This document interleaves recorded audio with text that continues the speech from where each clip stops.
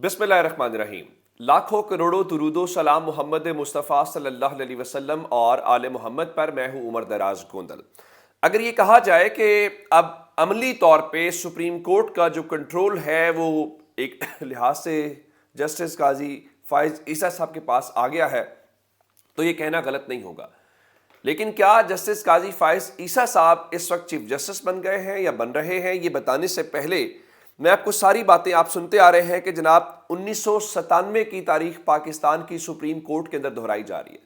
1997 के अंदर हुआ क्या था और पाकिस्तान की सुप्रीम कोर्ट के ऊपर एक हमला क्यों किया, किसने किया, नून लीग के ऊपर क्या इल्जाम है और उस वक्त जजेस के जरिए क्या कुछ किया गया। मैं आपको इस हवाले से 1997 में उस वक्त सुप्रीम कोर्ट में नवाज शरीफ जो वजीर आजम थे, उनके खिलाफ तौहीन अदालत के एक मुकदमे की समाअत हो रही थी और उस दौरान नून लीग के जो कारकुन हैं उन्होंने जस्टिस सज्जाद अली शाह जो चीफ जस्टिस भी थे उनकी अदालत के ऊपर धावा बोल दिया।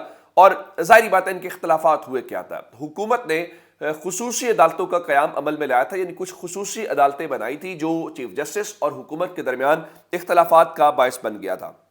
और उस वक्त हुआ यह कि 1997 में नवाज शरीफ की हुकूमत ने 13वीं तरमीम मंजूर की और उस 13वीं तरमीम के जरिए सदर मुमलिकत से 58(2)B के जो इख्तियारात हैं वो वापस ले लिए। लेकिन सुप्रीम कोर्ट ने, जिसमें जस्टिस सज्जाद अली शाह थे, उनकी सरबराही में उन्होंने सदर के ये इख्तियारात बहाल कर दिए।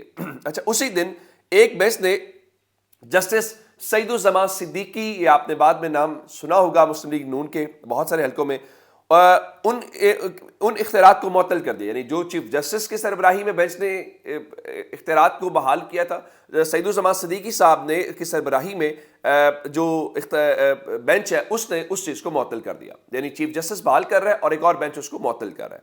और इस फैसले के बाद पता ये चला कि सज्जाद अली शाह साहब जो चीफ जस्टिस है उनका हुकूमत के साथ सिर्फ तनाज़ा नहीं है बल्कि अदलिया के अंदर भी एक तकसीम है। और बाद में हुआ क्या कि बाज़ जजों ने जो सज्जाद अली शाह हैं उनको बतौर चीफ जस्टिस मानने से इनकार कर दिया। और कोयटा में, इंपॉर्टेंट बात कोयटा है, कोयटा में सुप्रीम कोर्ट रजिस्ट्री में जस्टिस अरशाद हसन खान की सरबराही में 2 रुकनी बेंच ने चीफ जस्टिस सज्जाद अली शाह की बतौर चीफ जस्टिस तैनाती पर सवाल उठाया और अहकामात तक उन्हें काम करने से रोक दिया।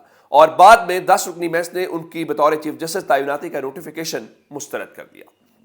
अब आपको सिंपल सा काम नजर आता हुआ ना लगा। नून लीग की हुकूमत कौमी असम्बली और सेनेट के अंदर कानून साजी करके चीफ जस्टिस के पर काट रही है। और गुज़श्ता रोज आपने देखा कि बिल्कुल जैसे जस्टिस अरशाद हसन ने काम करने से रोकने वाला किया, उसी तरह से आपने कल देखा जस्टिस अमीनुद्दीन और जस्टिस काजी फाइज ईसा साहब ने इस हवाले से चीफ जस्टिस जिस बेंच में बैठे हुए उसको काम करने से रोकने के हवाले से किया। अब आते हैं इस बात के ऊपर कि ये किस तरह से सारा कुछ हो रहा है और काजी फाइज ईसा साहब जो हैं उनको उनका नाम इसमें क्या है। और जाहिर है कि इस वक्त 1997 की रिपीट टेलीकास्ट हो रही है आपके सामने, आपको जो भी चीज़ें नज़र आ रही हैं। अब हुआ यह कि आज 5 रुकनी बेंच जो इंतखाबात इल्तवा केस को सुन रहा है वो आज आया।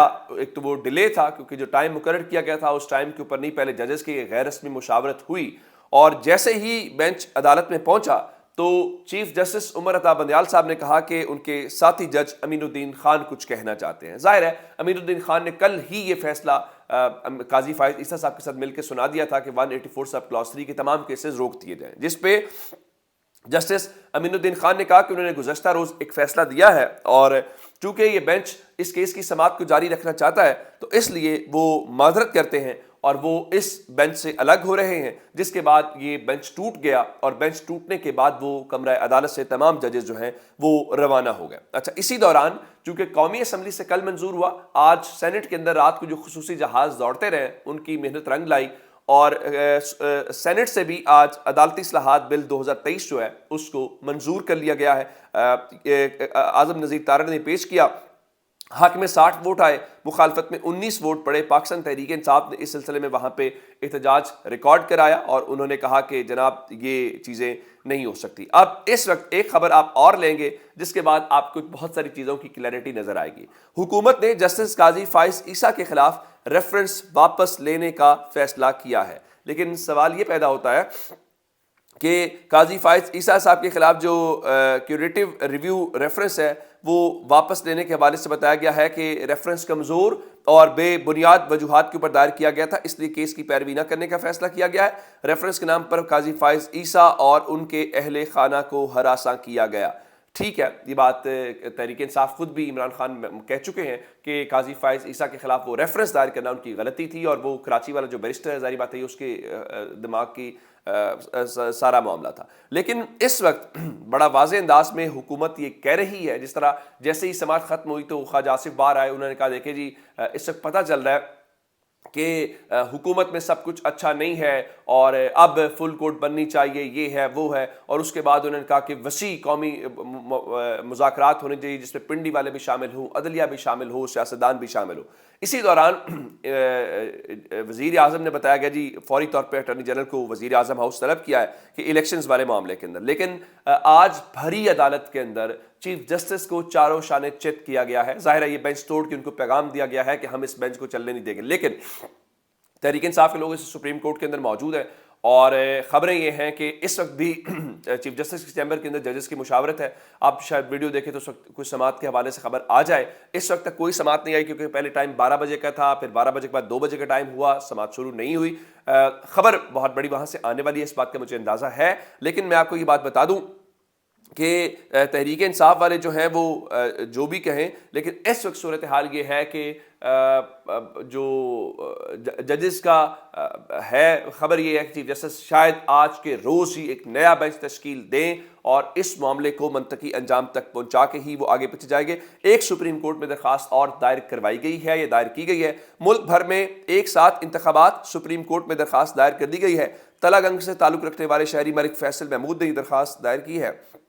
ان کا موقف ہے کہ ایک ساتھ انتخابات سے عوام حقیقی نمائندے منتخب کر سکتے ہیں، 2 صوبوں میں پہلے اور باقی میں کرانے سے خرچ زیادہ ہوگا، عام انتخابات کے دوران نگران حکومتوں کا نظام بھی متاثر ہوگا۔ اس قسم کے شہری جو ہے وہ آتے رہتے ہیں اور وہ درخواستیں بھی دائر کرتے رہتے ہیں، لیکن پاکستان تحریک انصاف کیا کہہ رہی ہے؟ ان کہہ رہے ہیں جی اکتوبر میں انتخابات کا مطلب ہے کہ یہ حکومت 10 اگست کو فارغ ہوگی۔ سوال یہ ہے کہ 3 مہینوں میں کیا معجزہ ہونا ہے؟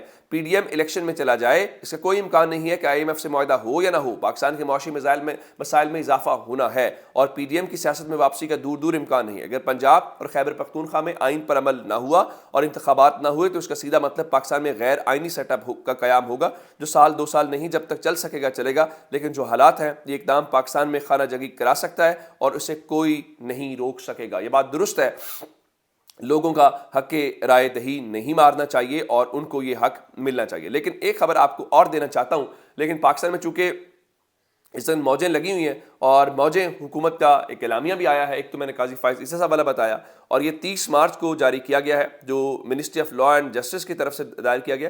آپ جانتے ہیں کہ اس وقت پاکستان کے معاشی حالات بہت خراب ہیں کہ ہم 20 ارب روپیہ اس کے لیے الیکشنز کے لیے نہیں دے سکتے، لیکن اب خبر یہ ہے کہ exercise of powers conferred by بتایا گیا ہے کہ یہ جو general Nazir lieutenant general retired Nazir but صاحب ہیں، جن کو ابھی تھوڑا عرصہ پہلے ہی نیب کا چیئرمین لگایا گیا ہے، ان کے حوالے سے بتایا گیا ہے کہ ان کی جو تمام تر خبریں ہیں ان کے مطابق ان کی جو تنخواہ، ان کی جو برات، جو ان کا پروٹوکول ہے وہ سپریم کورٹ کے جج کے برابر ہوگا۔